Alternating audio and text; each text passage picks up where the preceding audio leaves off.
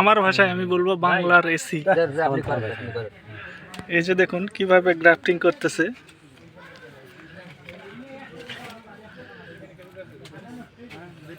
এই যে সেই দুই পাশ না চারাটাই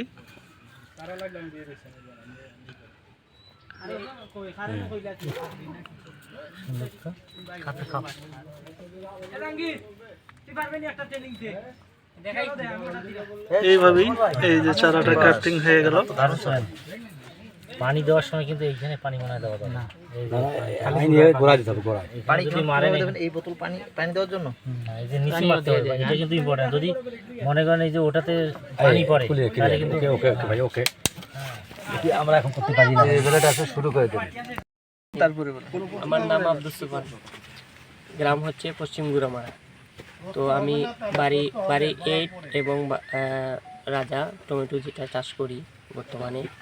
তো আমার যে নিয়ম বন বেগুনের জায়গা, ওই যে নিজে চাষাবাদ আছে, ওখান থেকে আমি বীজ সংগ্রহ করি ব্যক্তিগতভাবে। এখান থেকে বীজ সংগ্রহ করার পরে বীজতলা আছে, বীজতলার মধ্যে এটা করি, বীজতলার মধ্যে তার চারা এরকম করি, সেট করি যেটা বীজতলার মধ্যে। তারপর এটা পরিপক্ক হওয়ার পরে 15 থেকে 20 দিন হলে চারা এটা সেট আছে 3 নম্বর সেট, ওটা পকেটের মধ্যে চারা রোপণ করি। ওটা রোপণ করার পরে পরিপক্ক হওয়ার পরে 25 থেকে 1 মাস, মানে যখন আমি ওই সেটে চারা যেটা পকেটে উঠাই, তখন আমি টমেটোর চারা দ্বিতীয় সেটে করি, সেটে ওই ওখানে পালাই। তারপর ওখান থেকে চারা যখন ওই টমেটোর চারা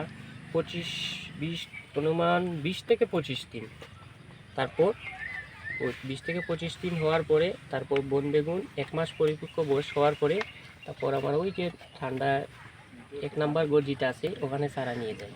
এখান থেকে নেওয়ার পরে এখানে চারা কাটিং করা হয়। কাটিং করা হয়েতে 4 দিন ওই জায়গা ঠান্ডা করে রাখতে হয়। তারপরে রাখার পরে চারা যখন সুস্থ হইব, তখন 2 নাম্বার ডেলিভারি গোড় আছে, এখানে চারা নিয়ে বাইরে রাখা হয় 12 থেকে 15 দিন। 15 দিন রাখার পরে তারপর চারা ডেলিভারি দিই। এই পর্যন্ত স্প্রে করা লাগে। এর মধ্যে কীটনাশক আছে, এটা ছত্রাকনাশক কীটনাশক আছে, যেমন স্প্রে করা লাগে ওটাই কীটনাশক মাঝে মধ্যে পোকার তোলার পর ওই যে ওটার মধ্যে কি ব্যবহার করি বলতে পচার জন্য হয় অটোস্টিন না হয় মিস্টার টপ, পচার জন্য। আর টমেটোতে যেমন ধরুন রেডোমিল গোল্ড ছত্রাকনাশকের জন্য, বা এটা পরিবর্তে কম্পিনিয়ন, এই দুইটা ব্যবহার হয়। আর মাকড়ের জন্য হচ্ছে ভাটিমেক, তারপর আপনি এটা পরিবর্তে ইমিটাপ, তারপর হ্যাঁ যাই যেটা ব্যবহার করে অটো কোম্পানি, ওটা সেনজেন্টা কোম্পানি। আর পোকা মাকড়ের জন্য আছে সারা কয়দিন বয়সে গ্রাফটিং লাগানো হয়? সারা বস্তা কয়দিন বয়সে টমেটো চারা বয়স? টমেটো চারা বয়স 25 দিন বলেন না? 20 থেকে 25 দিন। না ওটা তো না, আপনি রোপণ করবেন না কোনটা গ্রাফটিং লাগাবো সেটা বলছি। ও 15 দিন পরে তো আমি চারা অলরেডি ডেলিভারি দিলেন, তখন আপনি নিয়ে লাগাইতে পারবেন। ভাই ওষুধটা আরেকবার প্রথম থেকে বলেন, ওষুধটা শুনুন, ওষুধটা শুনুন। অটো কোম্পানি যেটা, আর সেনজেন্টা কোম্পানির যেটা এমিস্টার টপ, মানে এক ট্যাঙ্কিতে 16 লিটার পানিতে 16 মিলি চারা অবস্থা হাফ মিলি দিতে হয়। হ্যাঁ বলেন। যখন চারা যখন ছোট থাকবো তখন আপনি মাত্রা একটু কমাইয়া দিবেন। আর অটোস্টিন তো 1 মিলি জানি, ওই তোমার 1 গ্রামে মনে হয় 10 লিটার পানিতে মনে হয় 10 গ্রাম দিলেও চলে, 16 লিটার পানিতে দিলেও চলে। 16 লিটার পানিতে। আর ছত্রাকের জন্য আপনি ব্যবহার করতে পারবেন যেমন 100 গ্রামে 3 মেশিন বলতে একটা ড্রামে 16 লিটার পানি, এটা দিয়ে আপনি ভালোভাবে একটা ছত্রাক ওই রেডোমিল গোল্ড বা কম্পিনিয়ন, পাতা ছত্রাক পাতা পচে যায়, পাতার দাগ, পাতা জ্বলে পড়ে যাচ্ছে, এটার জন্য। আর পোকার জন্য আপনি ব্যবহার করতে পারেন ওই মাকড়সার জন্য ইমিটা বা ভাটিমেক। ইমিটা আপনি 16 লিটার পানিতে 2 মুঠ ব্যবহার করতে বলেন। ছোট চারা গাছে একবারে ছোট অল্প পরিমাণ, এটা কিন্তু খুব হাই পাওয়ার। 25 দিন এটার জন্য বয়স না হলে মিস্টার টপ ব্যবহার করা যাবে না। না, এটার জন্য আপনি যে মিস্টার টপ চারা একটু হাইট বড় হলে দিলে ভালো। ছোটবেলাতে আপনি দিন অটোস্টিন দেন, পাশে কোনো সমস্যা নেই। এটা মনে করেন আপনি যেমন আজকে পানি দিলেন, পানি দেওয়ার দেখছেন যে পচনের ভাব আসতেছে, মানে প্রতি 3 থেকে 4 দিন অন্তত ওষুধ দিতে হয়। আবার রেগুলার লেগো যে আপনি রেগুলার পানি দিতেছেন, যেমন আজকে ওষুধ দিলেন, পানি তো দিতেই হবে, ওষুধগুলা জলে পড়ে গেলে তখন আবার দিতে হয়। অতিরিক্ত বৃষ্টির তাপমাত্রা যখন ঠান্ডা হয়ে যায়, বৃষ্টি যখন পড়ে, তখন কিন্তু ওষুধের ক্ষেত্রে কিন্তু খুব খাটালির যে নিচটা আছে না, শুকায় না। তো পানি দিলে তো এটা তো রোদের তাপমাত্রা নাহলে শুকাইতো না, যদি না শুকায় তাহলে দেখা যায় এটা প্রচন্ড কীটনাশকের জন্য কি দিয়েছেন? ভাটিমেক ইমিটাপ, আর ওই যে পকেটের ইয়ে আছে এবা প্লাস, তারপর ওয়ান্ডার, মানে ওই যে পকেটের ছোট ছোট পকেট আছে এগুলা দিই আর এটা আলাদা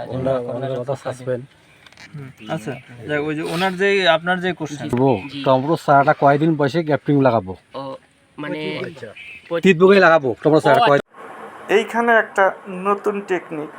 এই টেকনিকে যদি আপনারা চারা করেন তাহলে চারাগুলো অবশ্যই ভালো হবে।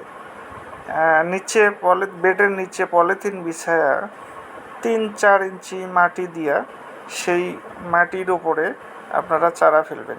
এই চারাগুলো আপনার ইচ্ছা মতো আপনারা যখন বলেন বড় তখন বড় করতে পারবেন।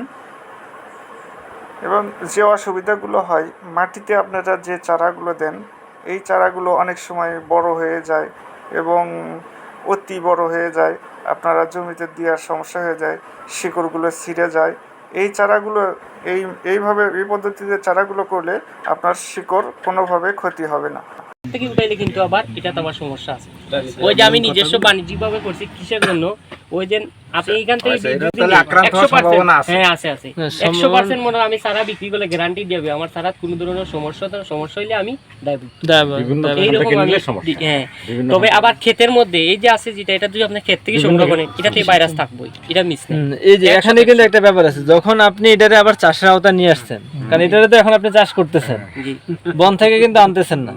এটারে যখন এখন আপনি চাষ করা শুরু করছেন, তার মানে এটারও কিন্তু এখন একটু নজর এটা ঠিক আছে, পরবর্তী জানলাম। কিন্তু আমি প্রথমে এটা ভাবছিলাম যে যেহেতু এটা ফুল প্রোটেক্ট, এটার উপরে ডিপেন্ড করে তোমরা ফুল প্রোটেক্টেড আপনি বলতে পারতেছেন। আপনি আবার ওই যে আমি বললাম না গত বছর আগের বছর এই সমস্যা হয়েছে আমাদের, অনেক নার্সারি গুলো অনেক লক্ষ টাকা মাইর গেছে এরকম।